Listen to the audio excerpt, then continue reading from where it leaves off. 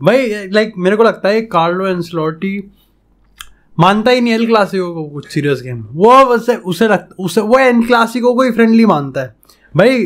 To be honest like Ancelotti के under हम Real Madrid El Clasico की जो परफॉर्मेंस है वो काफ़ी ज़्यादा ख़राब है। और सही बात बताऊँ तो यार आज के मैच में ना, मतलब हम बार्सिलोना में बात करेंगे, रियल मैड्रिड पे बात करेंगे, आज का मैच अगर रियल मैड्रिड के पर्सपेक्टिव से अगर हम बात करें ना तो अच्छी बातें भी थी कुछ, लेकिन at the same time concerning चीज़ भी थी। और पता है प्री सीजन होता ही इसलिए कि कंसर्निंग चीज़ पे आपका सबसे पहले यहाँ पर ध्यान जाना चाहिए। भाई प्रोज जो है वो डेफिनेटली है, लेकिन सबसे पहले अगर आज के इस मैच की बात करें भाई न्यूट्रल पॉइंट ऑफ व्यू से, it was box office match. लग ही नहीं रहा था कि भाई फ्रेंडली है, लग रहा था कि भाई पता नहीं क्या क्या स्टेक्स पे है, कि इज्जत ही दांव पे आ गई है। मतलब player was just playing like tearing each other apart, खेल रहे हैं, धक्का दे रहे हैं, तोड़ रहे हैं, हाई पे एटमॉस्फेयर भी बढ़िया था, हर चीज़ बढ़िया थी। तो उस मामले में तो डिस्पाइट ये एक मेजॉरिटी ऑफ द गेम एक लो स्कोरिंग गेम था। बाद में यहाँ पर गोल आ गए जिस पे बात करेंगे, बहुत बढ़िया मैच था, दिस वाज गुड। अब रोल लेते हैं थोड़ा सा देखो सबसे पहले अगर मैं रियल मैड्रिड की बात करूँ ना, तो ये तुमको मानना पड़ेगा कि डिस्पाइट की स्कोर लाइन कुछ भी कह रही हो, ये गेम यहाँ पर 3-0 पलक झपकते निकल गया। क्योंकि बार्सिलोना की अगर हम बात करें तो यहाँ पर बार्सिलोना ने बहुत टेक्निकली सिक्योर्ड और उसका यहाँ पर परफॉर्मेंस दी है, लेकिन देयर वाज सम फेजेस जहाँ पर रियल मैड्रिड एक्चुअली में बार्सा से बेटर थी, और उसी का नतीजा है कि यहाँ पर हम 25-26 शॉट्स देख रहे हैं। सी द पॉइंट इज कि आप उस शॉट्स उस स्टैट को किस परसेप्शन के साथ देख रहे हो, ये दो तरीके हो सकते हैं।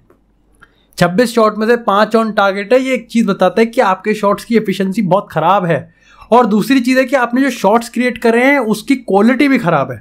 लेकिन एट द सेम टाइम आपको ये भी समझना पड़ेगा कि आपने 25 में से एक भी गोल नहीं मारा, इसका मतलब डूब के मरने वाली बात है। But at the same time आपने 25 शॉट क्रिएट करे हैं, ये बताता है कि आप एक्चुअली में बार्सा के उस हाफ में सक्रिय थे, आप एक्टिव थे, आप कहीं ना कहीं पास कर पा रहे थे, आप गेम बना पा रहे थे, and this is a big big thing. लेकिन यहां पर आपको समझना पड़ेगा कि गेम जीतने के लिए एफिशिएंसी बहुत इंपॉर्टेंट है, और जो कि बार्सा ने दिखाई है। चाहे आप उस पहले गोल की बात करो जहां पर पेड्री का वो कंपोजर, और आप उससे एक्सपेक्ट करते हो कि वो पास तो 10 आउट ऑफ 10 देगा ही देगा, जो कि एक्सपेक्टेड है, लेकिन वो पास उससे भी ज़्यादा खूबसूरती से देगा जो कि शायद से आप और मैं एक्सपेक्ट भी नहीं कर सकते थे, और वही चीज़ किया।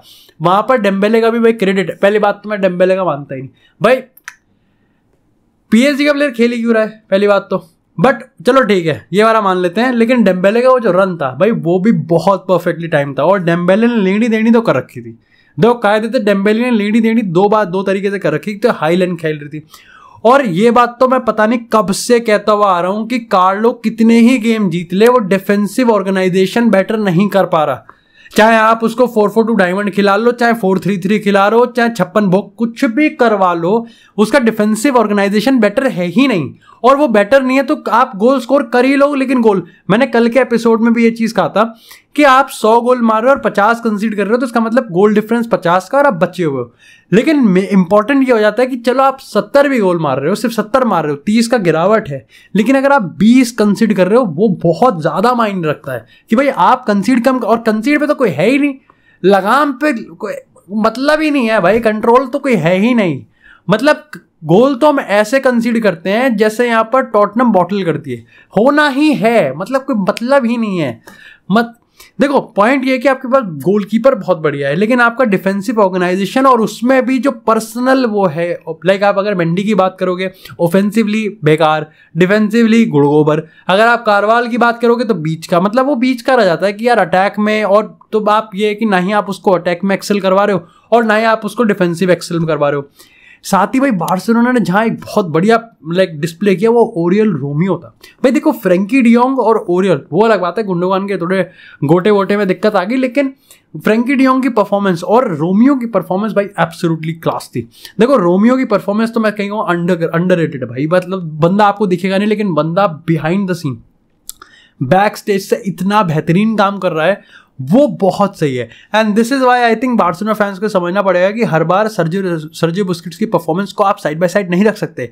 रोमियो टेबल पे वो चीज़ लेके आता है जो कि वो ही लेके आ सकता है, और जिसकी अभी सबसे ज़्यादा ज़रूरत भी है। इसके बाद आप सोचो यहाँ पर लोपेस की, भाई एक ऐसा यंगस्टर, मतलब कितने लोग जानते थे बार्सा को, अगर फैंस को हटा के उसने 82,000 लोगों में एल क्लासिको जो पूरी दुनिया देखती है उसमें उसने बैंगर मारा, तो वो भाई उसका एक मोमेंट था। और कहीं ना कहीं उस बंदे का जिसका कॉन्ट्रैक्ट अगले साल खत्म होने वाला है, डेफिनेटली भाई बारसा को ये चीज़ मेक श्योर करनी पड़ेगी कि उसको जल्दी से जल्दी लॉन्ग टर्म कॉन्ट्रैक्ट में टाई किया जाए।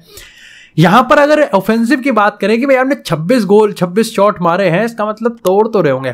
देखो अब जैसे मैंने कहा कि प्रोस थे और कॉन्स थे, कॉन्स की मैं अगर बात करूं तो देखो कॉन्स ये है कि विनी को बहुत ज्यादा रिस्ट्रिक्ट कर रहे हैं। देखो विनी का गेम हम उसको फोर्स कर रहे हैं एक ऐसे गेम में खेलने के लिए कहीं ना कहीं यहाँ पर जिसके लिए यूज टू वो है नहीं। देखो वो कर देगा, वो अडेप्ट भी कर देगा, लेकिन क्या वो अपनी पोटेंशियल को लाइक वो एक्सपीरियंस कर पाएगा, ये तो खुद कार्लो को देखना पड़ेगा भाई। क्योंकि 4-3-3 की बात करें वहां पर आपका लाइक ऑर्गेनाइजेशन हमने पिछले सीजन देखा था। जस्ट बिकॉज हमें यहाँ पर समझना पड़ेगा हम फैंस को कि हम बायस नहीं हो सकते। जस्ट बिकॉज 4-4-2 डायमंड अभी बेकार चल रही है या फिर आज हमने परफॉर्मेंस खराब देख ली, वो उसका ब्लेम आप कह सकते हो कि यहाँ पर इंडिविजुअल्स को देना पड़ेगा। हम 4-3-3 के लिए वाउच नहीं कर सकते, जबकि हमें पता है कि हमारा पिछले सीजन क्या हाल हुआ था। हमें पता है कि भाई ये 4-3-3 इतनी ज्यादा भाई लाइक इतनी ज्यादा खत्म वल्नरेबल है अंडर कार्लो एंसेलोटी कि हम यहाँ पर सिर्फ ऑफेंसिव लाइक उसकी वजह से हम 4-3-3 पे नहीं जा सकते। उसके लिए कार्लो को बहुत ज्यादा अपने आप को रिपेयर करने की जरूरत है। और एक चीज आपको समझना पड़ेगा कि जहां प्रो ये है कि बेलिंगम शाइन करा। देखो बेलिंगम के जो फ्रेंकी डियोंग टाइप वाले वो गुंडोगन वाले रोल होते, जो वो रन्स होते हैं ना, उसको ट्रैक करना बहुत मुश्किल है। और हमने देखा था कि जोजिलू के बगैर यहाँ पर फर्स्ट हाफ में 2-3 हेडर आ सकते थे। एंड ऑफ कोर्स आप प्रो ये कह सकते हो कि यहाँ पर जो 4 क्रॉस बार है, एक एनी गेम क्रॉस अगर आप उनमें से 4 में से 2 भी चले जाएं तो गेम आपका है। लेकिन यहाँ पर इंटरेस्टिंग चीज़ ये है कि आप प्रेशर बना पा रहे हो, आप अपने आप को इंसर्ट कर पा रहे हो उसमें। अगर आप यहाँ पर अपनी पासिंग सीक्वेंस को एक्यूरेट कर पाओगे तो वहाँ पर आप अपना गेम इम्पोज कर दिया। आपने 28 शॉट मारे, आपने बारसा को पिन बैक किया, इसका मतलब आप इम्पोज कर पा रहे थे, बस आपकी पासिंग बहुत गलत थी। और बारसा टेक्निकली गिफ्टेड तो यार उसको ज़रूरत ही नहीं है, उसको 3 पास चाहिए और वो खोल देंगे। यही हमने अगर हम लोपेस की बात करें, टोनी क्रूज की वहाँ गलती थी फ्रॉम अ पोजीशन जहाँ पर आप गलती कर ही नहीं सकते। ये गलती ब्रेंटफोर्ड के अगेंस्ट एरिक टेन हैग के दूसरे गेम में ही होगी थी जब एरिक्सन ने गलती करी थी। वही गलती यहाँ टोनी क्रूज ने कर दी और उसका फायदा यहाँ पर उठा लिया। तीसरे गोल की बात करें, अगेन आपने गलती करी है जिसपे बारसा ने आपको पनिश किया। और बारसा को जब आप उसको एक थाल में सजा के दे रहे हो एक पूरा का पूरा प्लेटफॉर्म, तो उसको अपना लाइक प्राइम दिखाने की क्या जरूरत है। अच्छा बार्सिलोना के लिए अगर हम बात करें तो देखो बारसा का सिस्टम यहाँ पर ये भी है, इंजरीज भाई आपको यहाँ पर अवॉइड करनी पड़ेगी। प्री सीजन है, ऑलरेडी यहाँ पर क्रिस्टेंसन को बाहर कर दिया है, गुंडोगन का देखना पड़ेगा, यहाँ पर अभी गावी का सिस्टम, तो भाई आपको चीज़ें देखनी पड़ेंगी। यहाँ पर आप बिल्कुल भी इंजरीज को अफोर्ड नहीं कर सकते।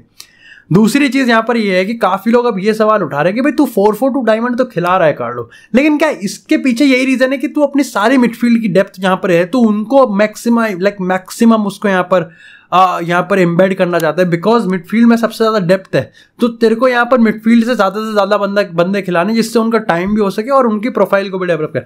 अब देखो ये पॉइंट तो वैलिड है, लेकिन थोड़ा पार्शली करेक्ट है। देखो 4-4-2 डायमंड मेरे को लगता है कि यहाँ पर अब बहुत बड़ा डिसीजन है कार्लो पे, क्योंकि अगर आपकी 4-4-2 डायमंड का सिलेक्शन बेकार गया ना तो आप ऑलरेडी यहाँ पर एक थाली में सजा के दे रहे हो बार्सिलोना को लालीगा का टाइटल। और लालीगा का एक बहुत बड़ा एडवांटेज पॉइंट, लगभग 6-7 पॉइंट्स की हम बात कर रहे हैं, जो कि उसको लालीगा के सीजन के शुरुआत में मिलने वाला है। दूसरी चीज़ आपको समझना पड़ेगा कि आपके पास बेंजेमा नहीं है, तो आप 50 गोल कैसे यहाँ पर रेप्लिकेट करने वाले हो वो भी समझ में नहीं आएगा।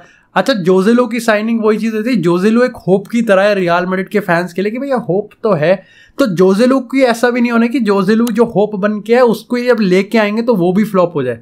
सो Carlo needs to work on this system भाई, कि आपका जो सिस्टम है, देखो अगेन मैं कारवाल की बात करूँ, इसके बाद आपको एक ऐसे फुल बैक्स चाहिए जो कि अटैक और डिफेंस भाई भागने के लिए तैयार हो। एल्फोंसो डेविस की बात करें, कायल वॉकर की बात, आपको इस टाइप के प्लेयर्स चाहिए जो कि भागने के लिए प्रॉपर तैयार हो। बाल्डे की बात करें, absolutely performance like bang on performance थी आज। अगर मैं बाल्डे की बात करूं, अराउवो कुंडे की बात करते हो टिपिकल है, टर स्टेगन की बात करते हो रिलाय कर सकते हो। तो बारसा का अगर आप स्ट्रक्चर की बात करोगे तो जो उनका स्ट्रक्चर है, उन्होंने जो गेम मैनेजमेंट दिखाया है वो बहुत ज़्यादा सही था। उनको ज़्यादा कुछ करने की जरूरत नहीं थी, उनको गेम आगे तक देखना था और जब उनको मौका मिला उन्होंने तोड़ दिया।